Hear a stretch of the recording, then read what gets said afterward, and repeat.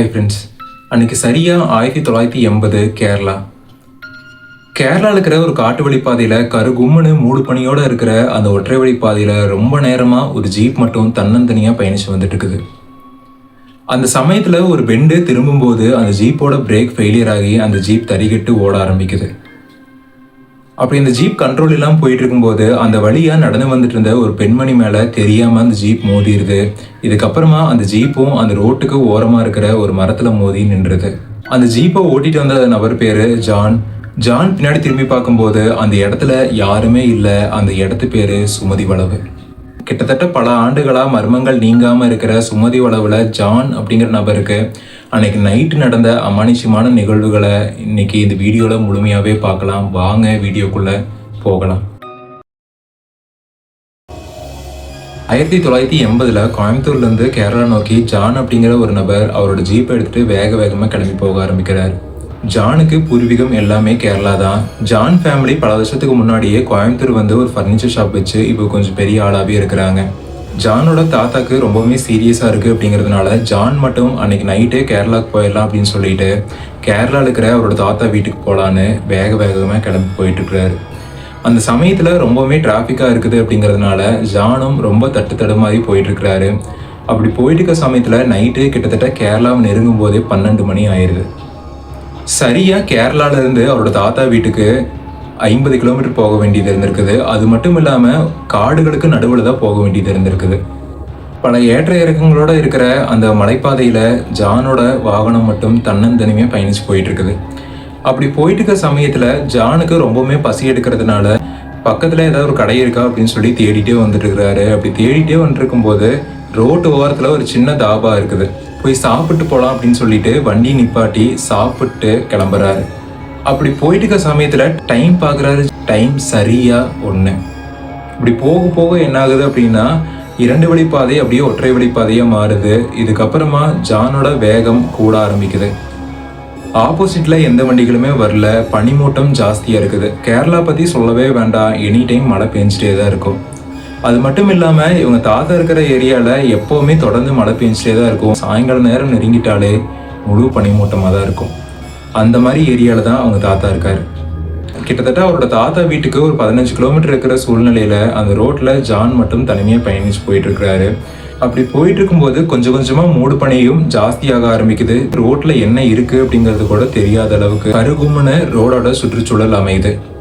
இப்படி போயிட்டு இருக்க சமயத்தில் ரோடு கொஞ்சம் அகலமாகவும் இருக்குது. அது மட்டும் இல்லாமல் ஆப்போசிட்டில் எந்த வண்டிகளுமே வராததுனால அவரோட ஜீப்பை நல்லா வேகமாகவே ஓட்டிகிட்டு போயிட்டு இருக்கிறாரு. அப்படி ஓட்டிட்டு போயிட்டு இருக்கிற சமயத்தில் சரியாக ஒரு பெண்டு திரும்ப வேண்டிய சுச்சுவேஷன். ஜானும் வேகமாகவே போகிறாரு. அப்படி வேகமாக போகும்போது டக்குன்னு இவ்வளோ நேரம் அகலமாக இருந்த ரோடு ரொம்பவுமே ஷார்ட் ஆயிடுது. இதை கவனித்த ஜான் டக்குன்னு பிரேக் போடுறாரு. பிரேக் பிடிக்கல.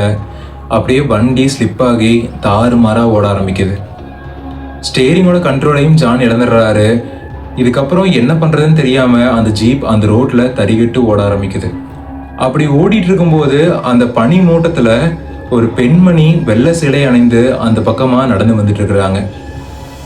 இதை பார்த்த ஜானும் தள்ளி போங்க வண்டியில் பிரேக் பிடிக்கலன்னு சொல்லி ஹார்னை பலமாக அடிச்சுட்டு போயிட்டு இருக்கிறாரு. ஜானும் எவ்வளவோ ஸ்டேரிங்கை மாற்றி திருப்பி பார்க்குறாரு. ஆனால் அந்த பெண்மணி எப்படியெல்லாம் ஜான் திருப்புறாரோ அதுக்கு தகுந்த மாதிரி அந்த பெண்மணியும் ஜீப்புக்கு ஆப்போசிட்லேயே வந்துட்டு இருக்கிறாங்க. ஒரு கட்டத்துக்கு மேலே ஜீப் அந்த பெண்மணியை அடித்து தூக்கிடுது. இதுக்கு மேலே ஜானோட வண்டியும் போய் ஒரு மரத்தில் இடித்து நின்றுது. ஜானுக்கு ஒரு மிகப்பெரிய ஒரு அதிர்ச்சி. ஒருவேளை அந்த பெண்மணி இறந்துட்டாங்களோ என்னமோ அப்படின்னு சொல்லிட்டு ரொம்பவுமே பயமாயிருது. ஜானோட ஹார்ட் பீட் அப்படியே வெளியவே கேட்க ஆரம்பிக்குது. அந்த அளவுக்கு ரொம்பவுமே பயம். ஜான் இது வரைக்கும் கேரளாவுக்கு வரும்போதெல்லாம் காலையில் நேரத்துக்கு தான் வந்திருக்கிறாரு. அது மட்டும் இல்லாமல் நைட் டைம் கேரளாவுக்கு வந்தாலும் அவரோட தாத்தா வீட்டுக்கு நைட் டைம் இது வரைக்கும் வந்ததே கிடையாது. இதுதான் ஃபர்ஸ்ட் டைம். அது மட்டும் இல்லாமல் இந்த நேரத்தில் இப்படி ஆயிடுச்சு அப்படின்னு சொல்லிட்டு ஜானுக்கு ரொம்பவுமே பயம். இதுக்கப்புறமா ஜானும் ஒரு தைரியத்தை வர வச்சுட்டு அவரோட ஜீப்ல இருந்து பொறுமையாக கீழே இறங்க ஆரம்பிக்கிறாரு. கீழே இறங்கும்போது பலமாக இடியோட மழையும் பெய்ய ஆரம்பிக்குது. இதுக்கப்புறமா ரொம்பவுமே பயந்து போன ஜான் அவரோட ஜீப்ல இருந்த டார்ச் லைட் எடுத்து அந்த ரோட்டை பார்த்து அடிக்க ஆரம்பிக்கிறாரு. அந்த பெண்மணி எங்காவது இருக்காங்களா அப்படின்னு சொல்லிட்டு அந்த பெண்மணியை தேட ஆரம்பிக்கிறாரு. அப்படி தேடும்போது அந்த ரோட்ல யாருமே இல்லை. ஜானுக்கு ரொம்பவே பயமாயிருது. இதுக்கப்புறமா என்ன பண்றதுன்னு தெரியாத ஜான், ஒருவேளை காட்டுக்குள்ள கீது அந்த பெண்மணியோட உடல் போய் விழுந்துருச்சோ என்னமோ அப்படின்னு சொல்லிட்டு ஜான் அந்த ஓரமா இருக்கிற காட்டுல டார்ச் லைட் அடிச்சுட்டு தேட ஆரம்பிக்கிறாரு. அந்த கருகும்னு இருக்கிற இருட்டுல அந்த ரோட்டை தாண்டி அந்த காட்டுக்குள்ள போயிட்டா சுத்தமா ஒண்ணுமே பண்ண முடியாது. ஏன்னா ஆள் நடமாட்டமே இல்லை. கிட்டத்தட்ட இன்னும் ஒரு 5 கிலோமீட்டர் போனாதான் ஆள் நடமாட்டமே இருக்கும் அப்படிங்கிற ஒரு சூழல். அந்த பெண்மணியோட நிலைமை எப்படி இருக்குன்னு தெரியல அப்படின்னு சொல்லிட்டு ஜான் பொறுமையா தைரியத்தை வர வச்சுட்டு அந்த காட்டுக்குள்ள மெல்லமா நடந்து போக ஆரம்பிக்கிறார். அந்த காட்டுக்குள்ள அப்படியே பொறுமையா நடந்து போயிட்டு இருக்கும்போது ஜான் ஜான் அப்படின்னு சொல்லிட்டு ஒரு பெண்மணி இவரோட பேரை சொல்லி கூப்பிடுற மாதிரியான குரல்கள் இவருக்கு கேட்க ஆரம்பிக்குது. யாரு நம்ம பேரை சொல்லி கூப்பிடுறாங்க அப்படின்னு சொல்லிட்டு ஜானும் யாருமே இல்லாத அந்த காட்டு பகுதியில சுத்தி சுத்தி பாக்குறாரு. யாருமே இல்லை. கிட்டத்தட்ட ஒரு 10 நிமிஷமா ஜான் அந்த காட்டுக்குள்ள வந்து தேடிட்டு இருக்கிறாரு. தேடும் போது யாருமே இல்லை. ஒருவேளை நம்மளோட கற்பனையா கூட இருக்கலாம் அப்படின்னு சொல்லிட்டு பின்னாடி திரும்பி அந்த ரோட்டுக்கு வரலான்னு சொல்லி வந்துட்டு இருக்கும்போது அந்த காட்டுக்குள்ள சலசலன்னு சத்தம் கேட்க ஆரம்பிக்குது. அது மட்டும் இல்லாம நிறைய பேரு பேசுற மாதிரியான குரல்களும் கேட்க ஆரம்பிக்குது. இதுக்கப்புறமா ஜான் ஓடி போய் ஒரு மரத்துக்கு பின்னாடி ஒளிஞ்சுக்கிறாரு. அப்படியே கொஞ்சம் கொஞ்சமா மழையும் நிக்க ஆரம்பிக்குது. அப்படி மழை நின்னதுக்கு அப்புறமா ஒரு பொண்ணை 2 ஆட்கள் அப்படியே தரன்னு அந்த காட்டுக்குள்ள இழுத்துட்டு போயிட்டு இருக்காங்க. அவங்க முன்னாடி ஒருத்தர் பின்னாடி ஒருத்தர்னு சொல்லிட்டு 2 பேர் தீப்பந்தத்தை கையில வச்சுட்டு போயிட்டு இருக்கிறாங்க. இந்த நடுராத்திரியில ஒரு பொண்ணை இப்படி யாரு கூப்பிட்டு போயிட்டு இருக்கிறாங்கன்னு சொல்லிட்டு ஜானுக்கு ரொம்பவுமே பயம். சரி என்னதான் நடக்குதுன்னு சொல்லி பார்க்கலான்னு ஜானும் மறைஞ்சு நின்று பார்த்துட்டு இருக்கும்போது அந்த பொண்ணை டக்குன்னு கூப்பிட்டு போய் ஒரு மரத்துல கட்டி வைக்கிறாங்க. இதுக்கப்புறமா அந்த பொண்ணை இழுத்துட்டு வந்த அந்த 2 ஆட்களுமே அவங்க கையில வச்சுட்டு இருந்த கத்தியை எடுத்து அந்த பெண்ணோட வயிற்றுல சர மாதிரியே குத்த ஆரம்பிக்கிறாங்க. இறந்து போற அளவுக்கு அவ்வளோ பயமா இருக்குது. எந்திரிச்சாலும் அவங்களால ஏதாவது ஆபத்து வந்துருமோ அப்படின்னு சொல்லிட்டு ஜான் அந்த இடத்த விட்டு நகராம வாயை பொத்திட்டு ரொம்பவுமே பயத்தோட அழுகையோட உட்காந்துட்டு இருக்கிறாரு. அந்த பெண்மணி வழியில கதறி அழுதுட்டு இருக்கும்போது அந்த ஆட்கள் அவங்களுக்கு உதவி செய்யாம பத்தாவதுக்கு அந்த கூட வந்த நபர்களும் அந்த பொண்ணு கதறி அழுகிறத ரசிச்சு பார்த்துட்டு இருக்கிறாங்க. இதுக்கு மேல அந்த பொண்ணோட சத்தம் அப்படியே அமைதியாயிருது. அந்த நபர்களும் அங்கிருந்து கிளம்பிடுறாங்க. கிட்டத்தட்ட ஒரு 10 நிமிஷம் ஜான் அவங்க போயிட்டாங்களா அப்படின்னு சொல்லிட்டு பொறுமையா நின்று பார்த்துட்டு இருக்கிறாரு. அவங்க போயிட்டாங்க அப்படிங்கிறத உறுதிப்படுத்துறதுக்கு அப்புறமா பொறுமையா அந்த இடத்துல இருந்து வெளியே வராரு. வெளியில வந்து அந்த பொண்ணு உண்மையாலுமே இறந்து போயிட்டாங்களா அப்படின்னு சொல்லிட்டு ஜான் ஒரு தைரியத்தை வர வச்சுட்டு அந்த பெண் கிட்ட போய் பாக்குறாரு. இப்பதான் ஜான் வந்து கவனிக்கிறாரு, எந்த பொண்ணு மேல வண்டி ஏத்திட்டுதா சந்தேகப்பட்டு அந்த காட்டுக்குள்ள தேடி வந்தாரோ அதே பெண்மணியை தான் இவங்க வந்து கூப்பிட்டு வந்திருக்கிறாங்க அப்படிங்கிறத ஜான் நல்லாவே நோட் பண்றாரு. பக்கத்துல போய் என்னங்க என்னங்க அப்படின்னு சொல்லிட்டு மலையாளத்துல பேச ஆரம்பிக்கிறாரு. பேச ஆரம்பிச்சா அந்த பெண்மணி கிட்ட இருந்து எந்த ஒரு சத்தங்களும் வரவே இல்லை. உண்மையாலுமே அந்த பெண்மணி இறந்துட்டாங்களா அப்படின்னு சொல்லிட்டு கன்ஃபார்ம் பண்றதுக்காக அந்த பெண்மணியோட மூக்கு கிட்ட கையெடுத்து போய் வைக்கிறாங்க. அப்படி வச்ச உடனே டக்குன்னு அந்த பெண்மணியோட மூக்குல இருந்து பொல பொலன்னு அப்படி ரத்தம் வர ஆரம்பிக்குது. இதை பார்த்த உடனே ஜானுக்கு ரொம்பவுமே பயமாயிருது. அந்த இடத்த விட்டு வேக வேகமா ரோட்டுக்கு ஓடி வர ஆரம்பிக்கிறாரு. பாதையும் தெரிய மாட்டேங்குது. அவர் கையில இருந்த டார்ச் லைட்டோட வெளிச்சமும் கொஞ்சம் கொஞ்சமா கம்மியாக ஆரம்பிக்குது. கடவுளை காப்பாத்து அப்படின்னு சொல்லிட்டு ஜானும் வேக வேகமா ஓடி வந்துட்டு இருக்கும்போது டக்குன்னு யாரோ அவரோட சட்டையை பிடிச்சி நிப்பாட்டுறாங்க. அவரும் ஒரு பயத்தோட பின்னாடி திரும்பி பார்க்கும்போது அந்த பெண் தான் நின்றுட்டு இருக்கிறாங்க. ஜானுக்கு ரொம்பவே பயமாயிருது. கண்ணில் இருந்து கண்ணீர் அப்படியே பொல பொலன்னு ஊத்த ஆரம்பிக்குது. என்னை விட்டுரு அப்படின்னு சொல்லிட்டு ஜான் கத்தி கதறிட்டு இருக்கும்போது டக்குன்னு அந்த பெண் அவங்களோட கையில இருந்த கத்தியை எடுத்து ஜானோட வயிற்றுல டக்குன்னு குத்திடுறாங்க. ஜானும் அப்படியே கத்திடுறாரு. கத்திட்டு ஜான் முழிச்சு பார்க்குறாரு. முழிச்சு பார்க்கும்போது ஜான் நோட் பண்ற விஷயம் என்ன அப்படின்னா எல்லாமே கனவு. சரியா சொல்ல போனா ஜானோட வண்டி எந்த மரத்துல முட்டி நினைச்சோ அதே இடத்துல உட்கார்ந்துட்டு இருக்கிறாரு. அப்ப நம்ம கண்டது எல்லாமே கனவா அப்படின்னு சொல்லிட்டு எதுவுமே புரியல. ஜான் ஒரு பயத்தோடயே யோசனை பண்ணிட்டு இருக்கும்போது அந்த வழியா ஒரு நபர் நடந்து வந்துட்டு இருக்கிறாரு.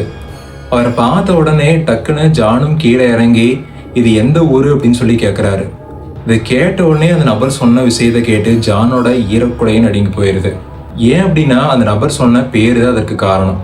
அந்த பேரு தான் சுமதி வளவு. இதை கேட்ட உடனே ஜானுக்கு ரொம்பவுமே பயமாயிருது. கைகாலெல்லாம் அப்படியே விடவிடத்து போகுது. இதை பார்த்துட்டு இருந்த அந்த நபருக்கு இவரை பார்த்தோன்னே ரொம்பவுமே ஷாக்கிங்கா இருக்கு. என்னாச்சு, ஏன் இவ்வளவு பயந்துருக்கீங்க அப்படின்னு சொல்லிட்டு அந்த நபரும் கேட்கிறாரு. ஒண்ணும் இல்லை அப்படின்னு சொல்லிட்டு அவரோட வண்டியில ஏறி உட்காந்துக்கிறாரு. பகல் டைம் அப்படிங்கிறதுனால ஓகே, கொஞ்சம் சீக்கிரமா அந்த இடத்துல இருந்து கிளம்புங்க, இந்த இடம் வந்து கொஞ்சம் சரியில்லாத இடம் அப்படின்னு அந்த நபரும் ஜான் கிட்ட சொல்லிட்டு கிளம்பிடுறாரு. ஜானுக்கு இன்னுமே நம்ப முடியல. நேற்று நைட்டு நடந்தது எல்லாமே கனவு அப்படிங்கிறத சுத்தமா நம்பவே முடியல. இதுக்கப்புறமா அவரோட வண்டியை ஸ்டார்ட் பண்ணுறாரு. வண்டியை ஸ்டார்ட் பண்ணி ரிவர்ஸ் கியர் போட்டு பிரேக் பிடிக்கிறாரு. பிரேக் நல்லாவே பிடிக்குது. சுத்தமாக எதுவுமே புரியல. இதுக்கப்புறமா ஜானும் பொறுமையாக அவரோட வண்டியை ஓட்டிகிட்டு போக ஆரம்பிக்கிறாரு. இதுக்கப்புறமா ஒரு வழியாக அவரோட தாத்தா வீட்டுக்கு போய் சேர்ந்துடுறாரு. அப்படி தாத்தா வீட்டுக்கு போய் சேரும்போது மணி சரியாக 10. கிட்டத்தட்ட நைட்டு 1 மணி அளவில் சுமதி அளவில் ஆக்சிடென்ட் ஆகி நின்றவர் காலையில் 10 மணிக்கு தான் அவரோட தாத்தா வீட்டுக்கு வந்திருக்கிறாரு. கிட்டத்தட்ட ஒரு 8 மணி நேரம் சுமதி அளவுலேயே அவர் ஸ்டே பண்ணியிருக்கிறாரு. வீட்டுக்கு போய் பார்த்தா அவரோட தாத்தாவும் கொஞ்சம் நார்மலாக தான் இருக்கிறாரு. உடம்பெல்லாம் கொஞ்சம் சரியாக இருக்குது. அவங்க வீட்டில் இருக்கிறவங்க எல்லாருமே கேட்குற விஷயம் என்ன அப்படின்னா, நேற்று நைட்டே நீ வர வேண்டியது, ஏன் இன்னைக்கு காலையில் தான் வந்திருக்க, என்னாச்சு அப்படின்னு சொல்லிட்டு ஜான் கிட்ட கேட்குறாங்க. அதுக்கு ஜான் எதுவுமே சொல்ல மாட்டேங்கிறாரு. வர வழியில் என்னோட வண்டி ரிப்பேர் ஆயிடுச்சு, செட்டில் கொடுத்து ரெடி பண்ணிட்டு மறுபடியும் எடுத்துகிட்டு வந்தேன் அப்படின்னு ஒரே வார்த்தையில் ஜான் முடிச்சிடுறாரு. இதுக்கு மேலே அவங்களும் எதுவும் கேட்கல, ஜானும் எதுவும் சொல்லலை. இப்படியே கிட்டத்தட்ட ஒரு நாள் போகுது. ஒரு நாளுக்கு அப்புறமா ஜான் என்ன நினச்சாரு அப்படின்னு தெரியல, அவரோட தாத்தா கிட்ட சுமதி வளவை பற்றி கேட்குறாரு. தாத்தா, சுமதி வளவை பற்றி எனக்கு கொஞ்சம் சொல்ல முடியுமா அப்படின்னு அவரோட தாத்தா கிட்ட கேட்குறாரு. இதை கேட்ட உடனே அவரோட தாத்தாவோட கண்ணுகள் அப்படியே விரிய ஆரம்பிக்குது. இதை நோட் பண்ண ஜான், என்ன தாத்தா என்னாச்சு அப்படின்னு சொல்லி கேட்குறாரு. அதை கேட்டு தாத்தா, எதுக்குப்பா அதெல்லாம் விட்டுரு, அதெல்லாம் எங்களோட காலத்தோட போகட்டும், உங்களுக்கெல்லாம் இது எதுவும் தெரிய வேண்டாம்னு சொல்லிட்டு ஜானோட தாத்தாவும் அதை அப்படியே மூடி மறைக்க ஆரம்பிக்கிறாரு. இல்லை தாத்தா, அந்த இடத்த பற்றி நான் தெரிஞ்சுக்கணும்னு ஆசைப்பட்றேன், தயவு செஞ்சு அந்த இடத்த பற்றி எனக்கு தெளிவாக சொல்லுங்க அப்படின்னு தாத்தா கிட்ட ஜான் ரிக்வெஸ்ட் பண்ணுறாரு. தாத்தாக்கு இதை பற்றி பேச விருப்பமே இல்லை அப்படின்னாலும் தன்னோட பேரன் ரொம்ப வலுக்கட்டாயமாக கேட்குறான் அப்படிங்கிறதுனால ஜானோட தாத்தாவும் சொல்ல ஆரம்பிக்கிறாரு. கிட்டத்தட்ட ஒரு 100-150 வருஷம் இருக்கும். அந்த சமயத்தில் சுமதி வளவு அப்படிங்கிற அந்த இடத்துல ஒரு பொண்ணை ஒரு 4 பேர் சேர்ந்த ஒரு கும்பல் தரன்னு பிடிச்சி இழுத்துட்டு போகிறாங்க.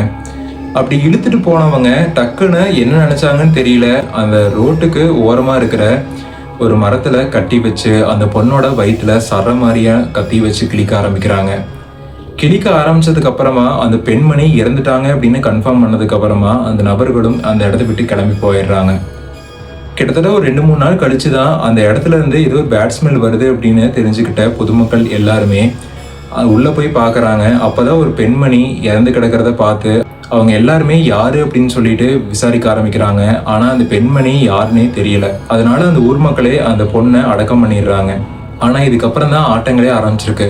கிட்டத்தட்ட அந்த பெண் இறந்தது முழு அமாவாசை அன்னைக்கு. எப்போவெல்லாம் முழு அமாவாசை வருதோ அந்த சமயத்துல எல்லாமே அந்த பெண்ணோட உருவம் அந்த பாதையில சுத்தி திரியுது. அது மட்டும் இல்லாம அந்த வளைவுல அந்த பெண்ணோட ஆன்மாவோட ஆதிக்கம் அதிகமாவே இருக்குது. அந்த வழியை போறவங்கள தொந்தரவு பண்றது, அது மட்டும் இல்லாம அவங்கள கொலை பண்ற மாதிரி முயற்சிக்கிறது அப்படிங்கிற மாதிரியான பிம்பங்கள் எல்லாத்தோட கண்களுக்கும் தோன்ற ஆரம்பிச்சுது. ஆனா அந்த ஆன்மாவால யாருக்குமே உயிர் போற அளவுக்கெல்லாம் எந்த பிரச்சனைகளுமே இல்லை. ஆனா பயம், உடல்நிலை சரியில்லாம போறது, இந்த மாதிரி எல்லாம் நிறைய பிரச்சனைகள் ஏற்பட்டுச்சு. காலப்போக்கில் அந்த அமாவாசை மட்டும் இல்லாம தினம் அந்த பிரச்சனைகள் தொடர ஆரம்பிச்சுது. இதுக்கு வேற வழியே இல்லாததுனால கிராம மக்கள் எல்லாருமே மாலை நேரத்துக்கு மேல அந்த பாதையை பயன்படுத்துறதையே முழுமையா தவிர்த்துட்டாங்க. ஆனா இன்னும் கூட சிலர் என்ன சொல்றாங்க அப்படின்னா, அந்த வழியா வெள்ளை சீடை அணிந்த ஒரு பெண்மணி அந்த பக்கமா நடந்து போயிட்டு இருந்ததை நான் பார்த்தேன். அது மட்டும் இல்லாம ஒரு 4 பேர் கொண்ட ஒரு கும்பல் ஒரு பெண்மணியை தரன்னு இழுத்துட்டு போச்சு அப்படின்லாம் சொல்றாங்க. ஆனா நான் இது வரைக்கும் பார்த்ததே இல்லப்பா அப்படின்னு தாத்தா சொல்றாரு.